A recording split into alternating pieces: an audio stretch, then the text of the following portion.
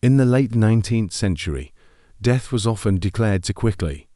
Doctors relied on breath mirrors, weak pulses, and fading color to decide the end. In small towns, fear of disease pushed burials to happen fast. Coffins were sealed within hours, sometimes minutes. No one waited to be certain.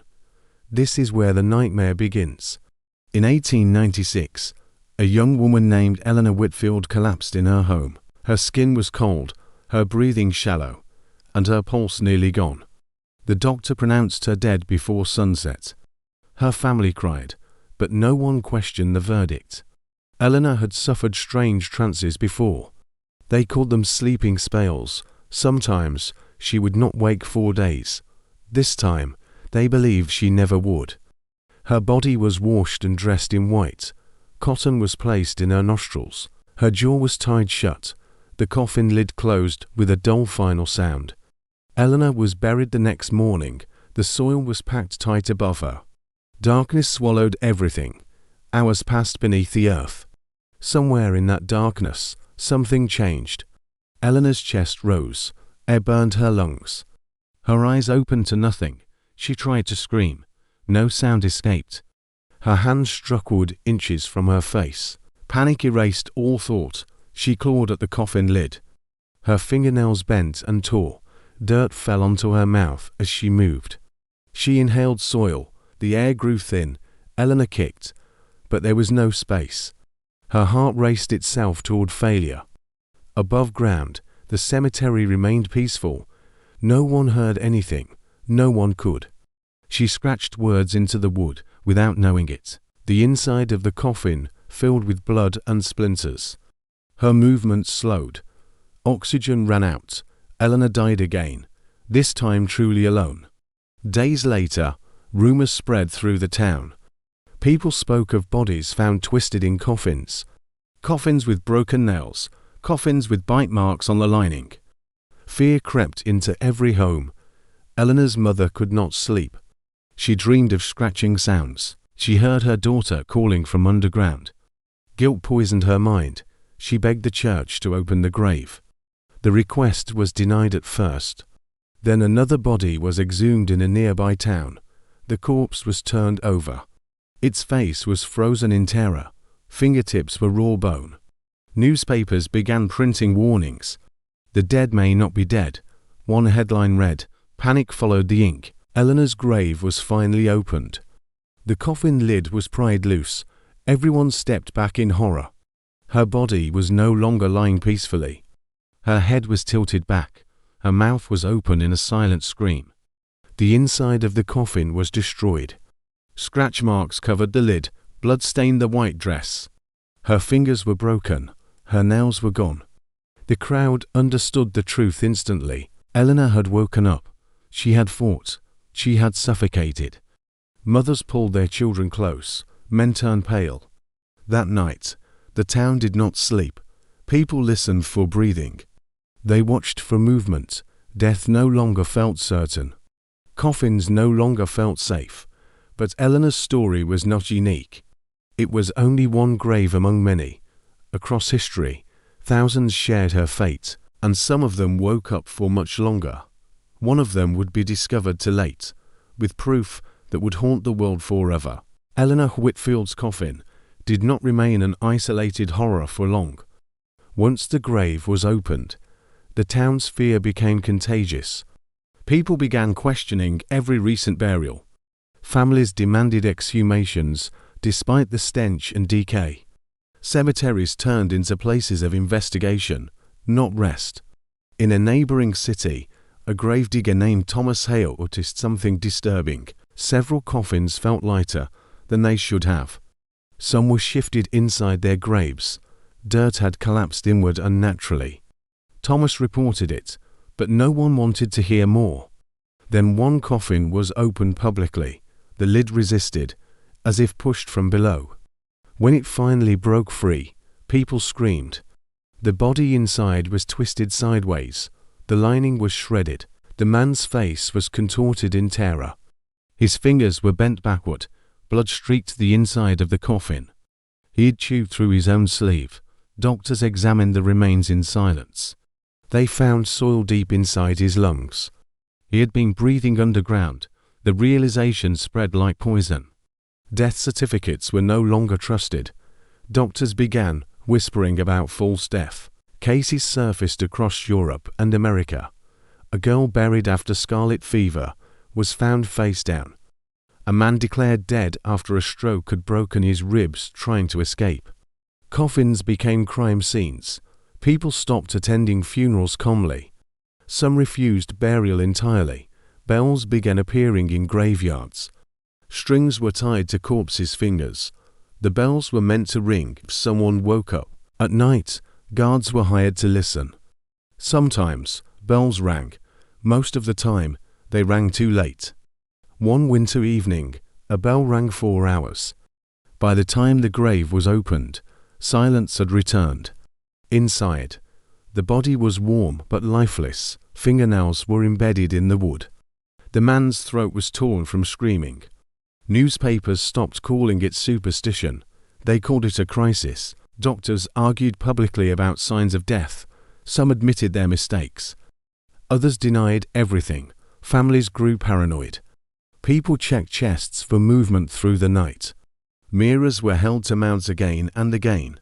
Sleep itself became frightening. What if it looked like death? What if no one waited? Coffin makers began reinforcing lids with iron. They did not consider that this made escape impossible.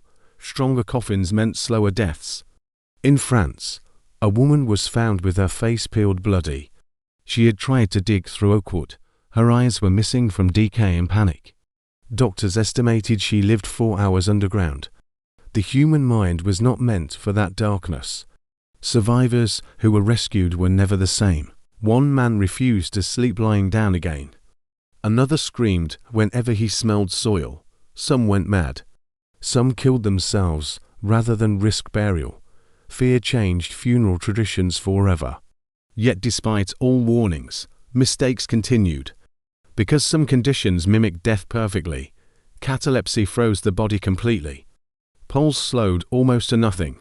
Breathing vanished to the eye. The living were mistaken for corpses, and the corpses were sealed away.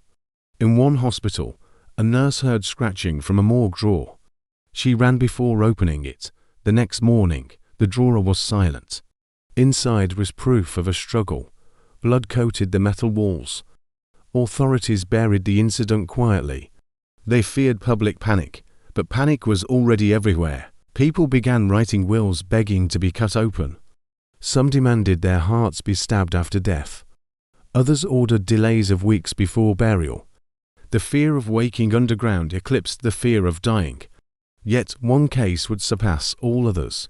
It involved a coffin opened years later. Inside were signs no one could explain, and the position of the body proved the person had survived far longer than anyone believed possible. The grave was opened nearly 10 years after the burial. No one expected horror anymore, only bones. The man buried there was named Samuel Rowe. He had been pronounced dead during a cholera outbreak. Fear of infection rushed his burial. His coffin was sealed and forgotten. When the cemetery was relocated, Samuel's grave was disturbed. Workers lifted the coffin carefully. It felt heavier than expected. When the lid was removed, silence fell. Samuel's skeleton was not lying flat. It was curled tightly to one side. His jaw was open and naturally wide. One arm was raised above his head.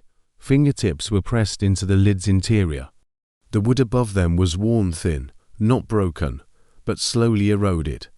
Doctors examined the coffin in disbelief. Scratch marks overlapped each other, hundreds of them. This was not a brief panic. It was repeated effort.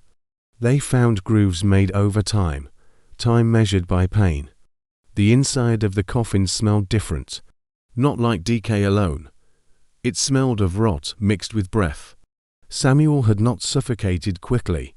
The coffin was lined with a crude air vent, installed to prevent gas buildup. It had done something worse. It had allowed him to live. Doctors estimated Samuel survived 4 days. Possibly longer. He rationed his movements. The scratches formed patterns, day after day. Hope slowly turning into madness. His teeth marks were found on the wood. He had chewed to distract himself. His fingernails were discovered at the base. Carefully piled, he had pulled them out intentionally. Pain to stay awake, to avoid slipping back into false death. The human body can endure unbelievable suffering. The mind cannot. Experts debated how long he remained conscious. Some believed a week, others said more. His final position told the truth. Samuel was facing upward, as if listening, waiting for footsteps. They never came. The report was sealed. Authorities feared riots. The coffin was reburied quietly. But one doctor kept notes. He wrote about the scratch's depth, about the pattern of nail loss, about the slow erosion of wood. He concluded Samuel tracked time by pain. That pain was his clock. The notes leaked years later. The public reacted with horror. Coffins were redesigned again. Safety vaults became common. But no design could undo the past. Survivors began speaking publicly. One woman described waking to absolute silence. Another remembered the smell of dirt. They all described the same thought. The realization that help was impossible. That death was coming slowly. Samuel Rowe became a symbol. Proof that burial alive was not rare. Proof that it could last. His coffin showed something terrifying. Time does not stop underground. Panic grows. Hope decays. Sanity dissolves. The body fights long after the mind breaks. And when the mind breaks, the body still moves. But the worst discovery was yet to come. Because Samuel was not the longest survivor, another coffin would be opened. And inside would be evidence of awareness beyond reason. Evidence that someone had accepted the darkness and waited in it. The final coffin was uncovered during the expansion of a railway line. It belonged to a woman known only as Margaret Klein. Records showed she was buried in 1874. She had collapsed suddenly and never regained visible consciousness. The doctor noted death by unknown cause and moved on. When the coffin was lifted, it was intact. No broken boards, no splintered seams. That alone felt wrong. When the lid was opened, the workers froze. Margaret's skeleton lay perfectly straight. Her arms were folded across her chest. Her legs were aligned carefully. There were no wild scratches near her hands.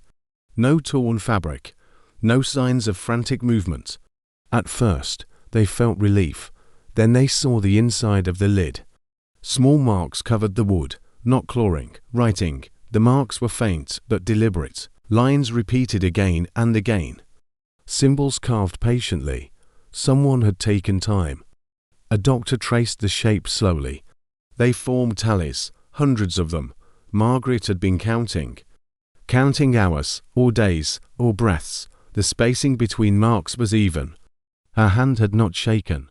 She had not panicked. Further inspection revealed more. Beneath her skull lay a small bundle. Fabric tied carefully into a knot. Inside were her fingernails.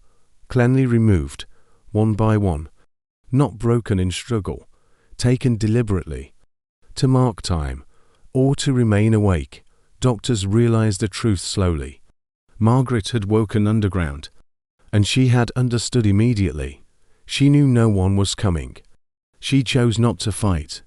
She chose to endure. Oxygen tests suggested airflow from loose soil. Enough to survive, not enough to escape. Margaret lived for an estimated 2 to 3 days. In silence, in darkness, with nothing but her thoughts. The tallies stopped suddenly, not from panic, but from exhaustion. Her final act was to lie back down, to arrange her body, to wait for death properly this time. When the report became public, people reacted violently. Not at the burial, but at the calm. Panic was understandable. Acceptance was not. Margaret's coffin changed medical history. Laws were rewritten.